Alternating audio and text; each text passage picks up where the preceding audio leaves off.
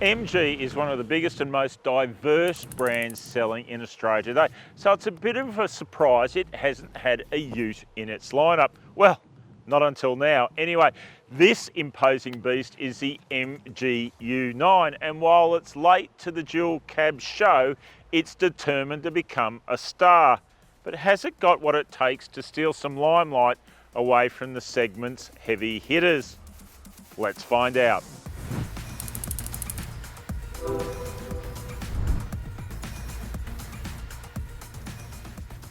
If you're thinking there's something vaguely familiar here, then you'd be right. Basically, the MG U9 is very similar to the LDV Terron 9. Both MG and LDV are brands owned by the giant Chinese SAIC conglomerate. Clearly, whoever designed these two likes big grills. So both vehicles share similar ladder frames, but the MG U9 goes its own way with a coil-spring independent rear end versus the leaf spring beam axle norm for utes. This is an important differentiator for the MG and suggests it's been set up for comfort rather than to be a workhorse. There are three models in the MG U9 lineup, and pricing is one of their biggest attributes. This is the Explorer Pro flagship, and it is priced from $60,990 drive away. Now that's quite exceptional considering the amount of technical, comfort and safety gear you get standard in this thing. Being a commercial vehicle, MG's wound back the coverage a little from what's available for its passenger cars. 5 years and unlimited kilometres are standard, and that can be bumped up to 7 years if you service at an MG dealer. Cap price servicing also applies. Did I already mention that grille? Yep, from the front the U9 makes quite the statement. In fact, overall it's pretty overwhelming at 5,500mm long and nearly 1,900mm tall. The Explorer Pro is distinguished by 20-inch alloy wheels and this neat trick, a power opening tailgate with a fold-out step. Whichever MG9 you choose, you're going to get the same powertrain, which starts with this 2.5 litre 4-cylinder turbo diesel engine with competitive power and torque figures for the segment. Now it drives all four wheels permanently via an 8-speed automatic transmission, and there's low range gearing as well for off-roading. Now fuel consumption, the claim is a very efficient 7.9 litres per 100 kilometres, but considering this thing weighs in at over 2.5 tonnes and has the aerodynamics of, I reckon, a house brick, we'll see how it stacks up in the real world. Unquestionably, the U9 looks and feels like a fabulous bargain when you first step into the cabin. The Explorer Pro has leather seating all round. It has heated outboard seating all round. The front leather seats are powered. There's dual digital screens on the dashboard, dual zone climate control, a JBL audio system, and this huge panoramic sunroof. Yep, impressive. Touch points are soft and the presentation is classy. Most rival utes can't touch this perception of quality, even much more expensive ones. The steering wheel adjusts for reach and rate. Check out this enormous gear selector. It's obviously meant to evoke the throttle on a jet. The U9 is not quite that fast. There's no shortage of places to store your gear in here either. You've got double bins here in each door. The smaller one for knickknacks, the bigger one can take a bottle. Lots of space in the center console here, including this big leaded bin. Slide this back, and under here you'll find double cup holders. They're of different height and they have spring loading. Nice touches. Thankfully, unlike some other Chinese cars, the MG U9 does not force you to do absolutely everything through the screen. We still have physical controls for the air conditioning system. Hooray! However, sadly, you do have to go to this drop-down menu or to the steering wheel or use voice control to adjust the volume. Can we please just have a physical dial or button, please? There is lots and lots of info in a whole bunch of different menus in the touchscreen. Satellite navigation, AM, FM and digital radio are all there also. But you can always just opt for Apple CarPlay or Android Auto if you prefer something familiar. Not as impressed by the digital instrument panel, which in the modern fashion has numbers scattered at seemingly random across the screen. Thankfully though, at least they're not in 6-point invisible as some of the modern screens seem to insist. Now, I'm not happy with the fact that the tacho is kind of barely there and you have to rotate through to find the water temperature gauge. That should be permanently on the screen. You should also have a diff oil gauge, temperature gauge, and a gearbox oil temperature gauge. Those sort of features are really important in a vehicle expected to carry a big load or tow a big load. And while I'm on gripes, I also found the power door locks hard to easily operate from inside, and that panoramic sunroof offered no protection from the sun at all. Thankfully, there is an inner blind though, so you won't necessarily have to get sunburn. No complaints about the bevy of cameras and sensors that surround this vehicle and provide an astonishing amount of angles and vision. This is such a big vehicle, they are very helpful, especially the transparent view both on and off-road. The U9 comes with an impressive lineup of driver and safety aids. It also comes with a freshly confirmed 5-star ANCAP rating. The big negative here is how intrusive some of those so-called aids are. Lane keeping jerks at the steering wheel while driver and speed monitoring bong incessantly. Thankfully, they can all be shut off via the shortcut.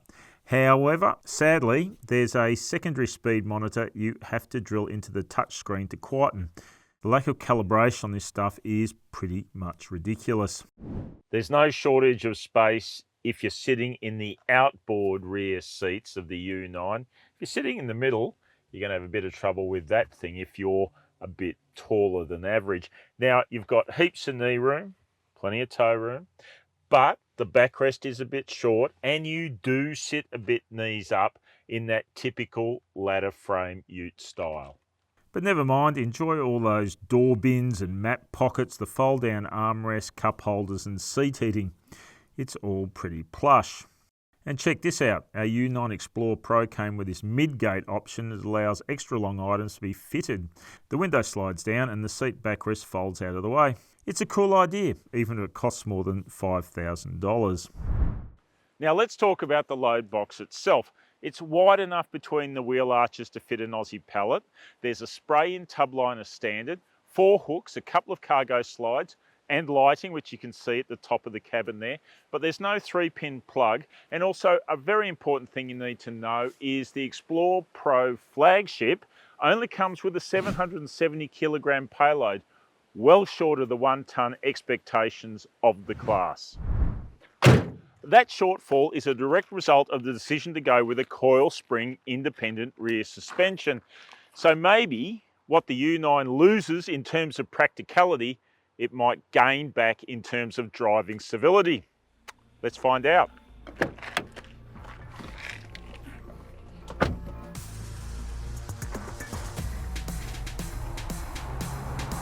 So big, comfy, supportive seat, this fully adjustable steering wheel, soft spots to rest my elbows for that relaxed driving position. Yep, the U9 gets off to a pretty positive start. And if you're driving without a load on board, there's no doubt it feels pretty good. What you're hearing right now are lots of bings and bongs, and also the steering wheels being grabbed at by the lane keeping. So all this stuff is too intrusive in my view to actually be left switched on, and it's a relatively easy process to switch off most of it. You go into the drop down menu, turn off lane keep, you turn off the intelligent speed assist, speed monitoring, and you turn off the driver monitoring system. However, there is a complication because you then have to go into the actual drive assist menu, which is a bit further in, a bit more drilling to turn off the speed limit prompt, whatever the hell that is. Anyway, that's done. We are now bing and bong and steering impulses free. We can now drive the car as it's meant to be. And you know what? Without a load on board, it drives pretty well. The diesel engine is quite energetic and enthusiastic without ever really getting vocal. the transmission for the most part is smooth and changes gear pretty surreptitiously. There are some shudders and jerks from the drivetrain occasionally, but nothing there to get too worried about. A couple of times though, what did get me worried was my inability to get back into drive after I'd put the car in reverse or neutral. It's only happened a couple of times, but I haven't been able to figure out why it happened, and it seemed to be quite random and it came back in. So I don't know if it's the vehicle's problem or if it's an operator error issue. Okay, so let's talk about ride and handling and steering, again without a load on board.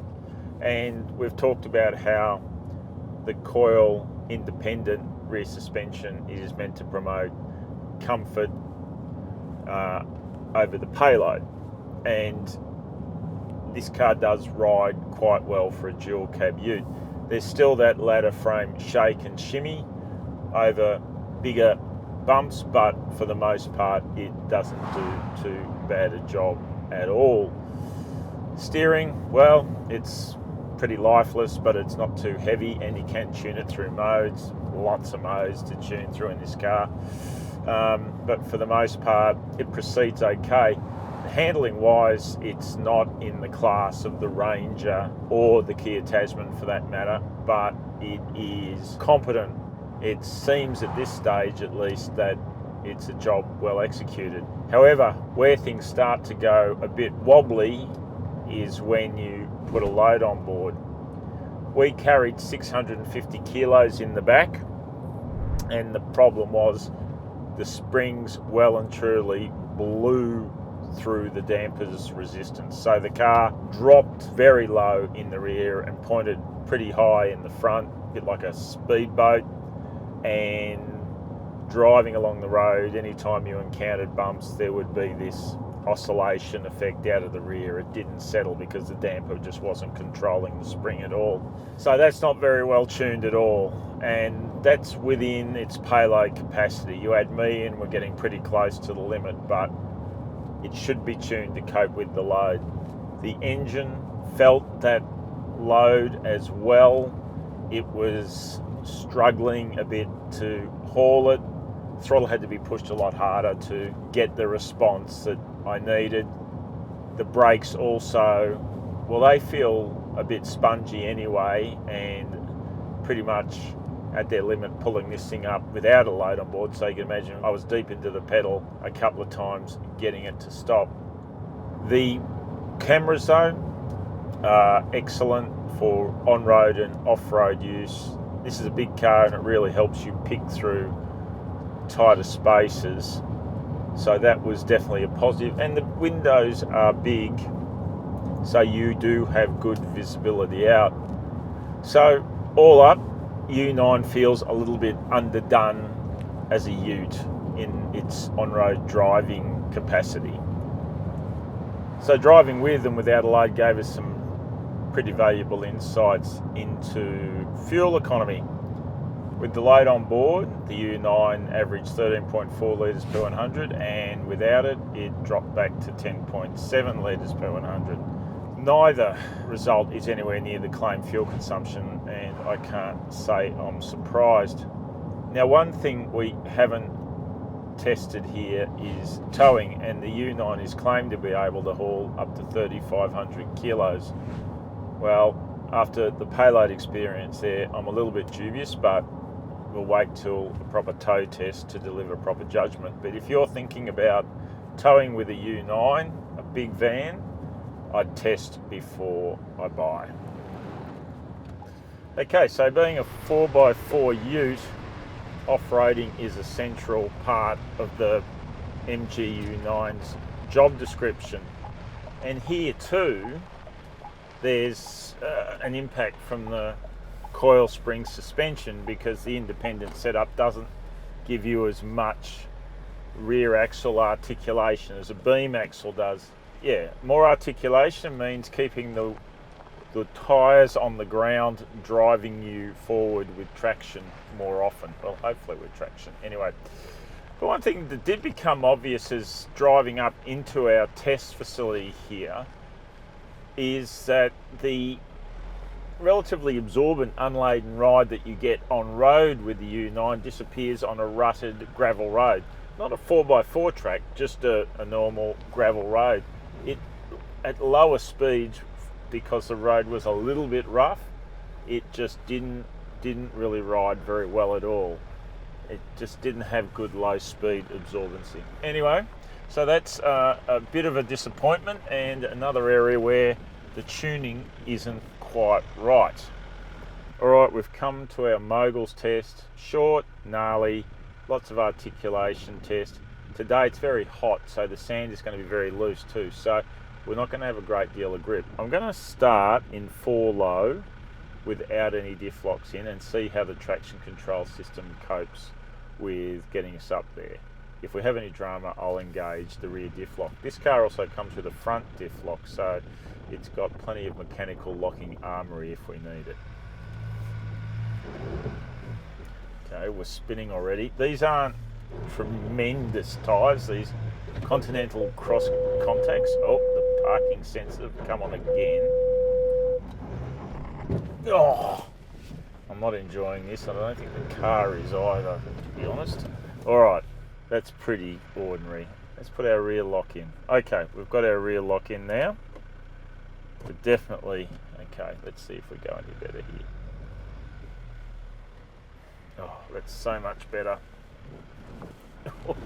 But you can see the car's tipping a lot. It's falling a long way onto its wheels, so not a tremendous amount of articulation there. Oh yeah, it's gonna struggle on that stuff for traction with the tyres in this heat on this sandy surface without the diff lock. I'm glad it was there to be put in. There was also some bumps underneath. I don't know if you could hear it in the audio. There were some bumps underneath, so I'm gonna just check what was going on there. I think we've got a side step and we hit at the front. Anyway, I'll have a look.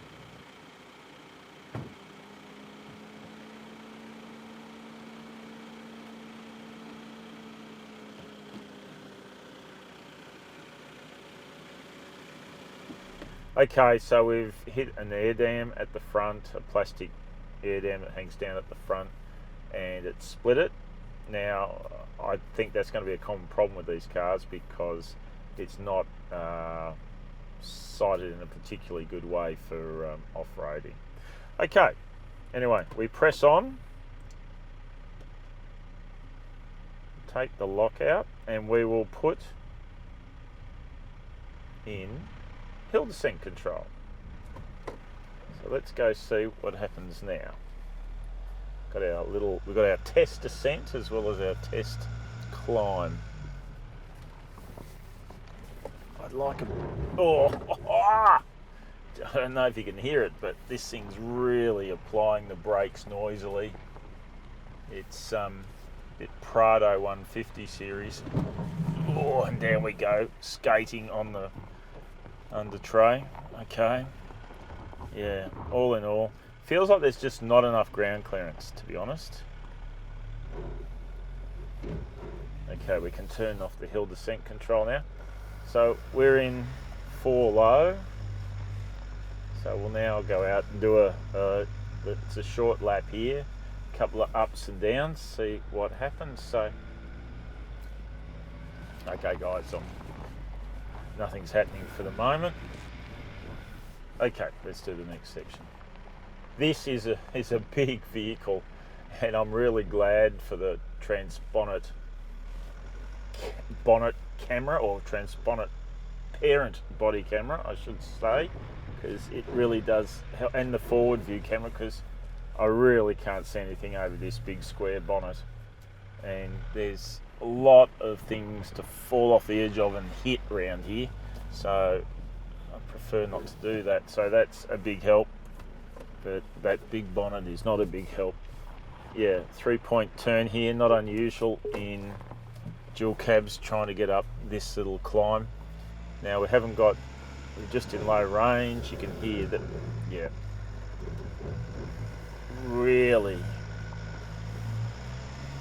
get some spin going there. Look, but it's making it. But it doesn't feel effortless. There's some of the other vehicles in the class with good traction control systems would deal with that pretty easily. I'm thinking of vehicles like the HiLux. And traction control is handy because if you're doing really tight turn work, it helps because you don't have to have the mechanical diff lock in it, which can feel a bit painful when you're in the super tight stuff. Low range, just a bit of brake pressure coming down this little descent, picking our way through quite comfortably. Got down there without touching anything down or any problems. Good one. Okay, normally at this point we'd be going through a creek, but it's actually dried up in this summer heat we're having down here in Victoria. But the U9 does have a wading sensor. It's got 550 millimeters wading depth, and it does have a sensor to tell you if you're pushing it a bit much there. So no need to engage it today, but it's handy to have. Another feature though we are going to engage, and that is off-road traction control, or crawl control as it's called. So that's within your driving control settings. This will just walk us up the hill with no feet on the throttle. It controls that stuff. Now this is quite steep, and it's a rock surface underneath grit, so this might be a bit, again, very hot, so it might be a bit challenging for our tyre combination here. Speak of the devil.